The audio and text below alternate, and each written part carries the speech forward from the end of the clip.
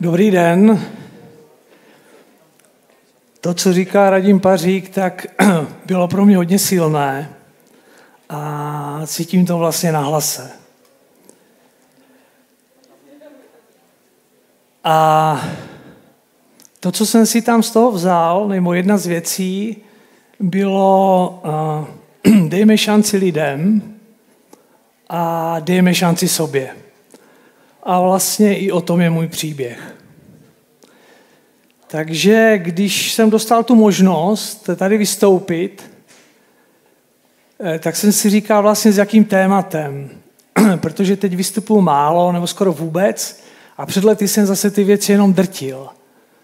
A vlastně mi přišlo téma nebo věta, k nám můžeš přivést celého svého člověka.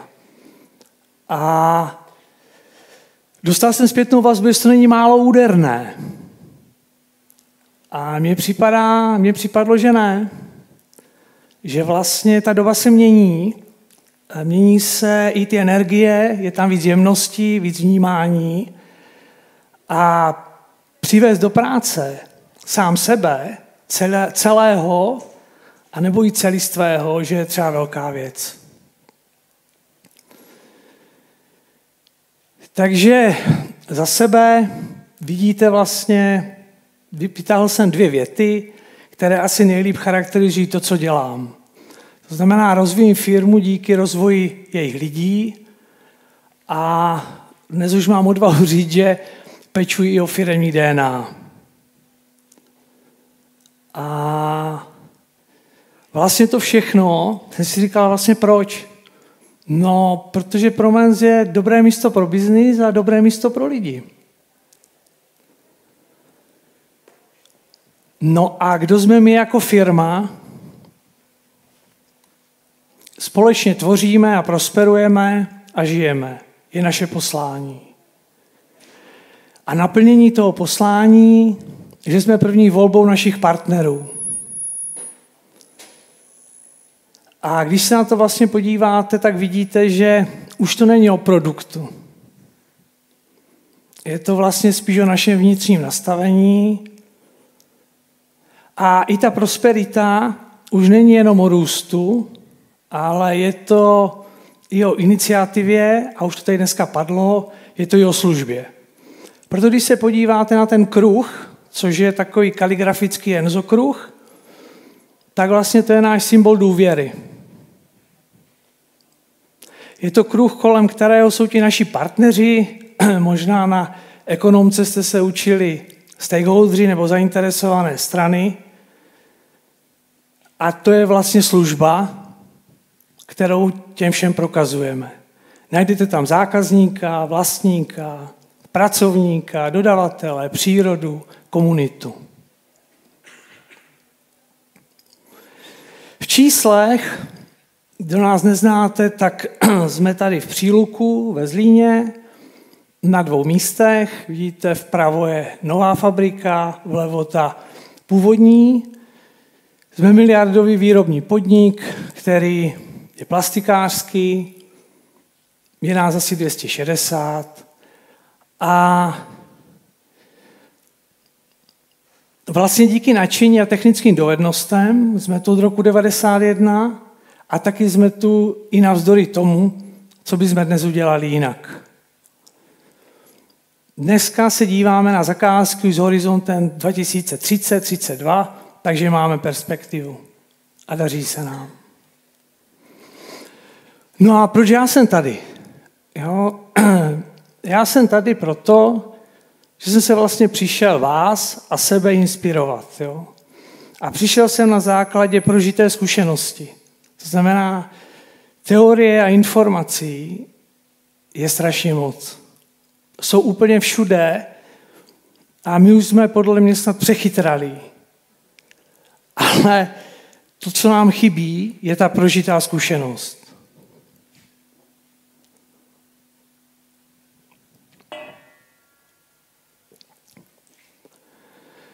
No, a když bychom šli k tématu, je nebo není pro vás velká věc přivést sebe samého do práce nebo do toho prostoru, do kterého chodíte. Přivést tam celého sebe. Vlastně tohle je můj příběh, kdy až teďka v tomhle věku si dovolím sám sebe, jak si přivést do toho života a tohle něco přivést do firmy. Kdo vlastně jde u nás třeba v tom podniku přes tu bránu? Jde tam hlava, jde tam srdce, jdou tam instinkty, a nebo jdou spolu, nebo každý sám. A vlastně s jakou emocí jdu do práce? Je tam úzkost, je tam neklid, nervozita, anebo je tam radost, je tam nějaká chuť. A když půjdu ještě dál, tak jaká úroveň vědomí je tam? Jsou to spíš obavy, strachy, nebo je to odvaha a ochota? Když tam procházím do toho podniku, tak jdu tam uvolněný, anebo jdu tam spíš stažený?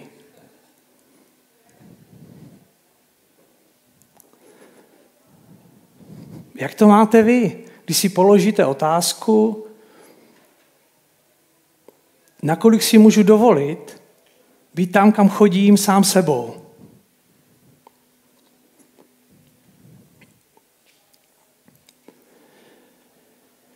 A to mě vlastně přivádí k celistvosti, což je taková pro mě vnitřní kotva pro nejisté doby. Proč se vlastně o ní bavit? Co to doopravdy je? Proč se o tom bavit ve výrobním podniku, kde lidi stojí u mašiny, bouchají, jiní něco plánují, jiní vymýšlí, jak to dělat líp? Celistvost pro mě znamená, že všechny ty moje části spolupracují.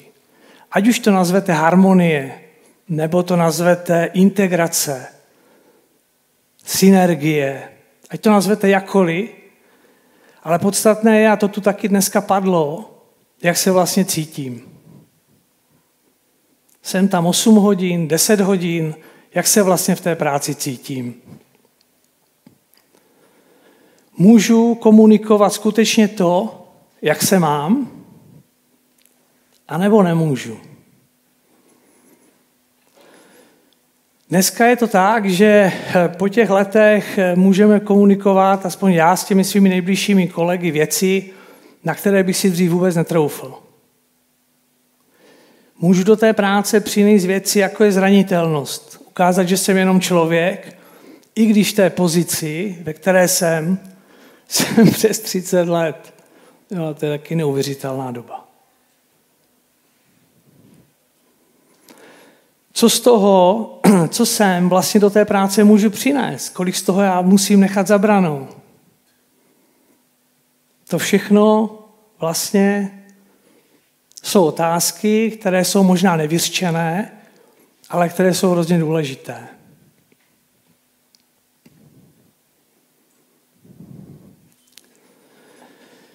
Další zajímavá věc je, že x let vlastně probíhala diskuze, jestli pečovat do pracovníky, nebo co vlastně s něma. Byl jsem na konferenci jedné, kde se tam, nechci říct, strhla bitka, ale bylo to velmi horké téma. Jak to máte vy? Jestli vás můžu poprosit, zvedněte ruku vy, co byste třeba upřednostňovali pečovat o pracovníky, než o prostředí. Tak půlka, děkuju.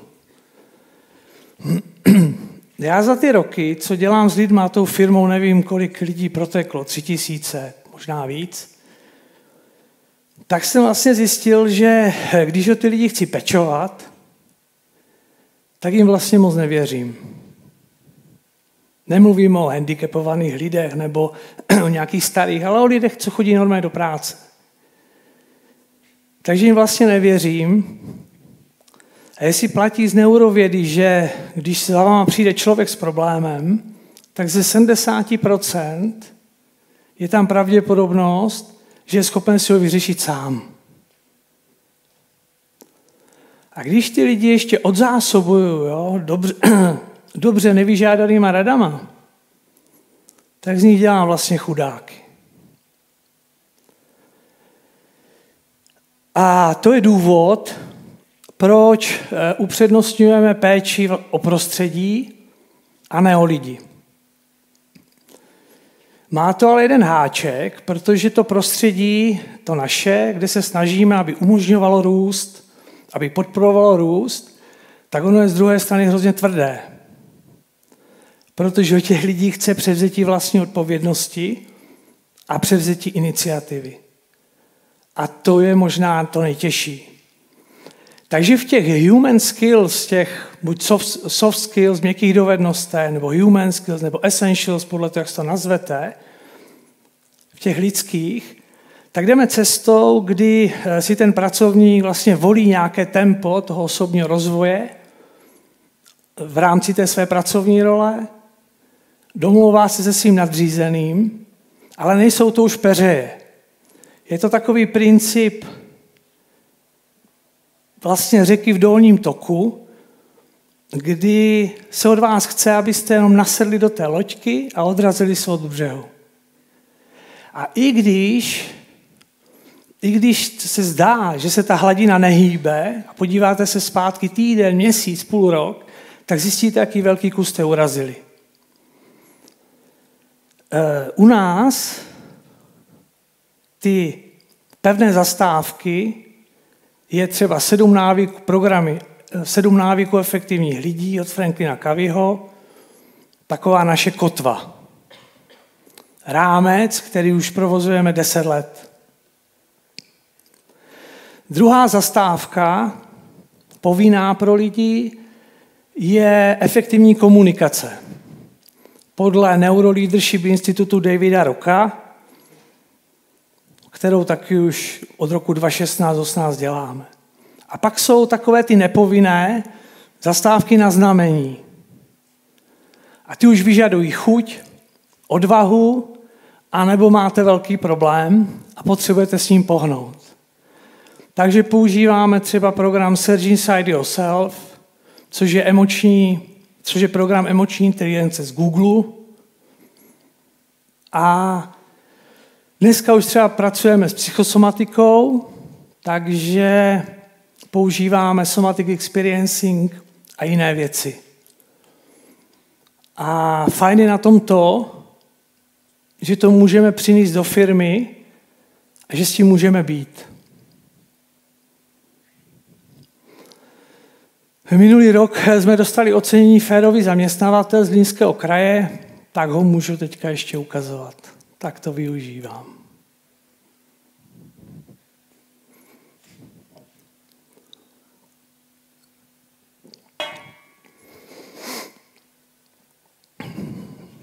Další věc, která se k tomu tématu váží, o kterém mluvím, je, co dělat, když jsou manažerské nástroje a techniky na limitu.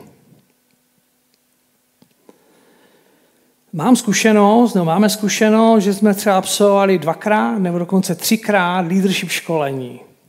Skvělé věci.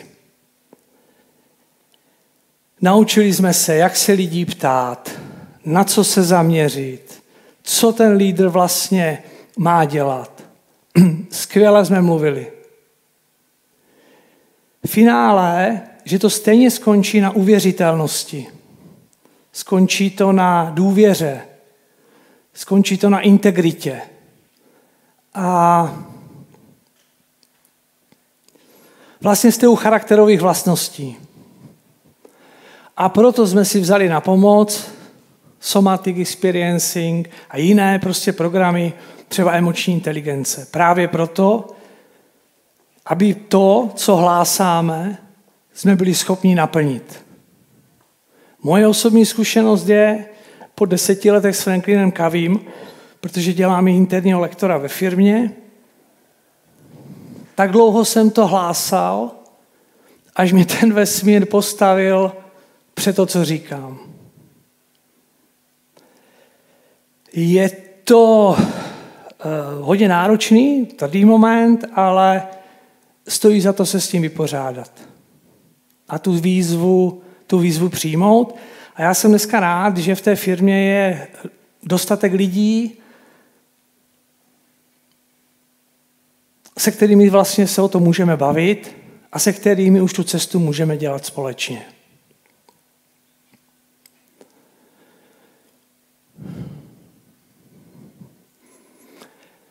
No a vlastně i tady to padalo o empatii, padalo to i dopoledne, emoce.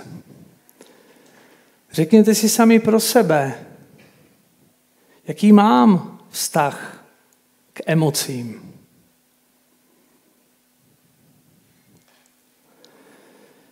Ta moje zkušenost je taková, že v okamžiku, když jsem s tím přestal bojovat,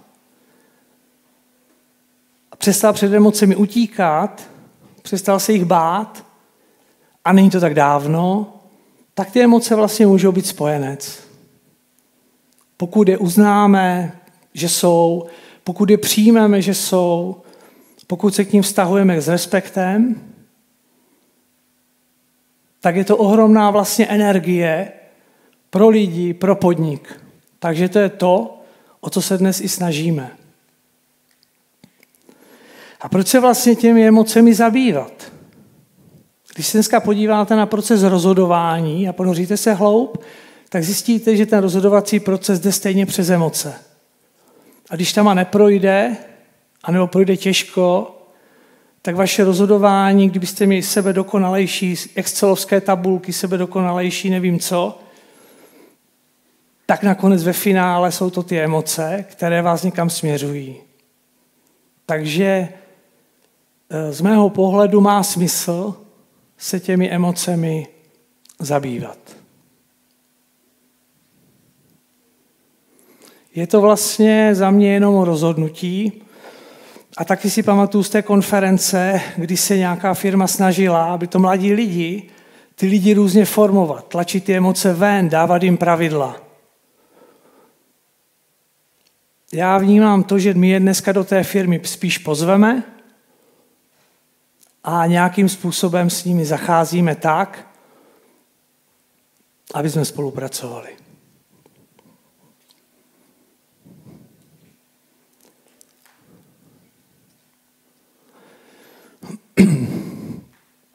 No a proč vlastně dovést toho člověka celého, anebo celistvého do firmy?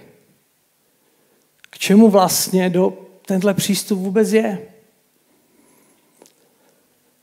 Za ty poslední možná 2 nebo 3 roky od covidu si uvědomuju, že to nejdůležitější je, že jsme nějak líp nachystaní na něco, ale stejně nevíme úplně přesně v těchto dobách na co. Ale jsme na to něco nějak prostě líp nachystaní a to je důležité. Druhá věc je, že když se podívám na firmu, na ty tvrdá čísla, tak na ty poslední 3 roky se nám změnilo zákaznické portfolio, zpevnilo, máme zakázky, které mají dlouhodobou perspektivu, v produktivitě jsme meziročně udělali možná 70-80 milionů nákladového zlepšení. Jo, takže je tam řada skvělých věcí. A když se podívám na ty koncepty udržitelnosti, tak my jdeme spíš do té úrovně té regenerace už dneska, nebo snažíme se o to. To znamená, je to jakási obnova na té vyšší úrovni. K čemu to vede? Lidi jsou odolnější, hned se nelámou v pase při každé problému. Bylo to tu ráno, no, ta mezigenerační spolupráce. Není potřeba nálepkovat jednotlivé generace. Protože to, co ty generace propojuje, je lidství.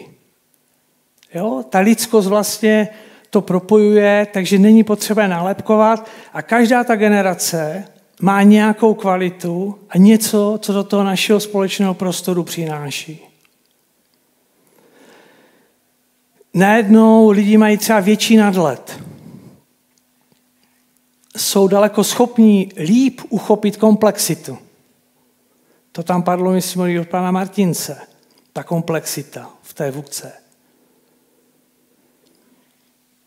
ten mozek má nějakou omezenou kapacitu, takže mu to tělo může pomoct. Takže to jsou všechno věci, proč to děláme. Aby pro Menzlín zůstalo dobré místo pro biznis a dobré místo pro lidi. Díky.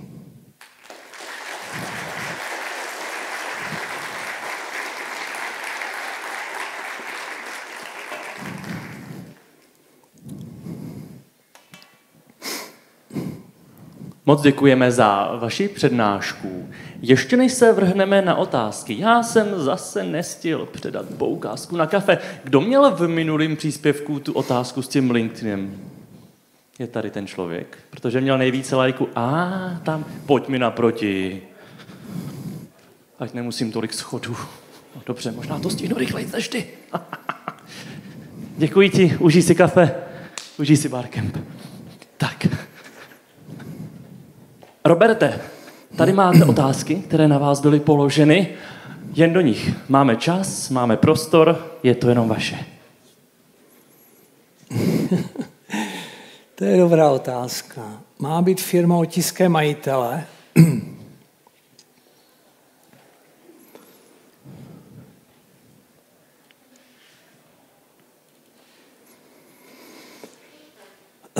On se ten majitel tam vždycky nějak otiskne, jo? Víc nebo míň. A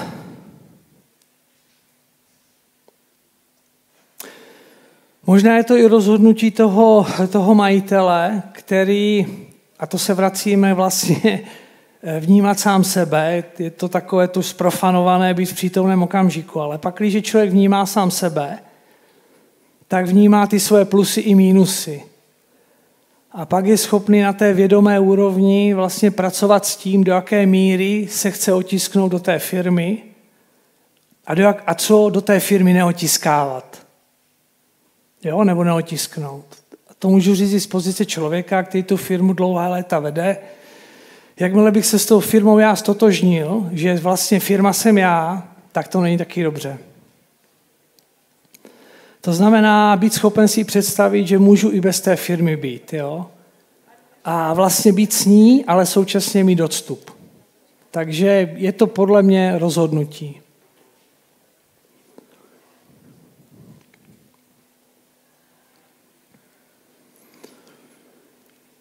Co byste poradili mladým podnikatelům?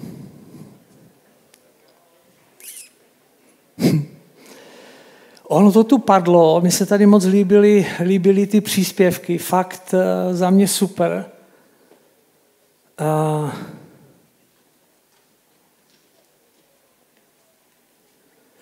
Přichází mi dvě věci. Jedna věc je vlastně ty věci zkoušet, to znamená do něčeho se pustit. A ta druhá se mně líbil, tady byl příspěvek, a týkalo se to vlastně práce na sobě. Takže to, co já ani nechci dávat ani nějaké rady, ale to, co cítím, je ty věci prostě zkoušet, klidně si rozbít hubu, ale fakt ty věci zkoušet. A druhá věc, pracovat na sobě. Protože potvrzuju to, že tak, jak je člověk nastavený, tak si ty věci vlastně v tom životě zrcadlí. Takže práce na sobě a dostat se víc do té odvahy z těch obav. Já jsem tohle neuměl, ten můj život byl vlastně tažený víc obavama a strachama, než odvahou, takže to bylo docela pro mě těžké se z tohohle vůbec dostat. Takže práce na sobě.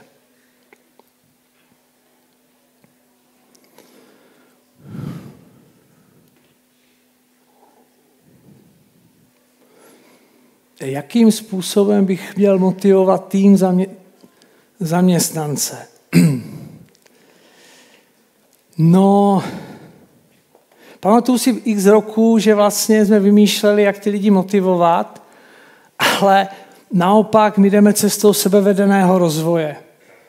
To znamená, že primárně ten člověk by měl mít vnitřní motivaci A spíš bych hledal způsoby,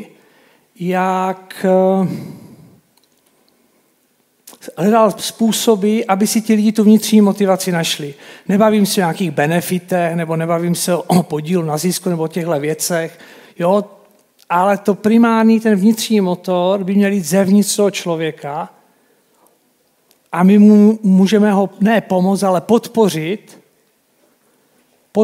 aby si ten motor našel.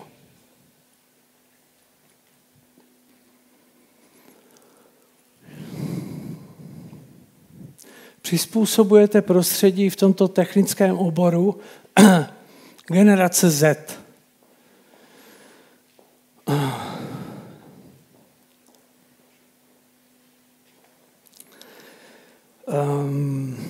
Já ty nálepky na ty generace úplně nepoužívám, protože tu inovaci nebo tu myšlenku může přinést kdokoliv. Jo, pokud se cítí bezpečně, pokud má prostě chuť. Jo. A když se bavím o těch inovacích, tak v naší firmě najdete normálně lidské hodnoty, protože si lidi dají cedulí, budeme inovativní, ale když nemáte odvahu, když nemáte chuť, když nejste schopni spolupracovat, protože nemáte potenciál pro spolupráci, tak si na tu zeď můžete nalepit, co chcete. Takže ta odpověď... Já cítím, že to prostředí v podstatě je jednotné, má ty základní lidské kvality, jde do co nejvíc do hloubky a je vlastně dobrý pro každého z kterékoliv generace, pokud se proto rozhodne se sebou něco dělat.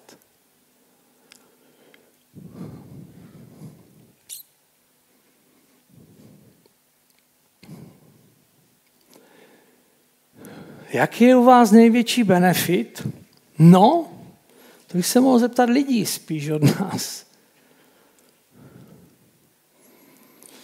Za to poslední období, možná těch 2 let, k nám chodí lidi, kteří jsou nějak vyspělejší charakterově nebo takhle a nejvíc, co hledají, je ten vlastní rozvoj. Jo? Tady je důležité říct, že my nedělíme tady ty human skills, ten rozvoj na to, co je v práci a co je doma. Jo, protože ten člověk je pořád jeden. Takže řekl bych, že asi pro ty lidi je nejdůležitější benefit nějaká udržitelnost, stabilita, že se můžou podívat hodně dopředu. A možná důvěra. Takový jakože v vozovkách neviditelný prvek, ale je to fakt rozdíl, jaký vzduch dýcháte. Takže možná tohle. Roberte, děkuji moc. Já se s dovolením ještě vrátím k té předchozí otázce.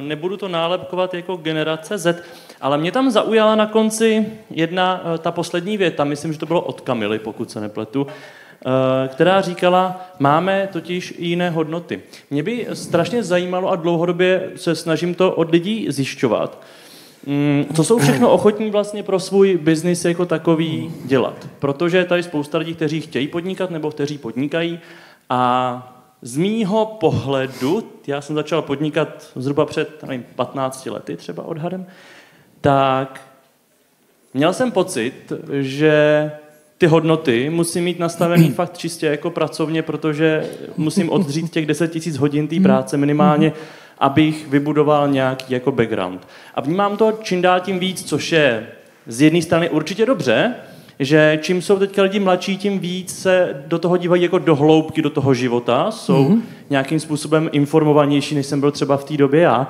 Takže to, že chtějí víc zažívat interní věci než třeba biznisový, je úplně jako za mě v pořádku. Ale nemůžu se zbavit pocitu prostě toho, že úspěšný biznis bez těch 10 000 hodin, který člověk musí oddřít, dát tomu ten pot, tu krev a ty slzy, že to bez toho pořád jako nejde. Je to otázka od vás? Je to otázka. Tak určitě to bez té aktivity nejde. Určitě to je potřeba odmáknout. Jo? Byla by velká chyba, kdybychom se tady na to dívali, že to se tady nějaké ezovznášení nebo něco takového.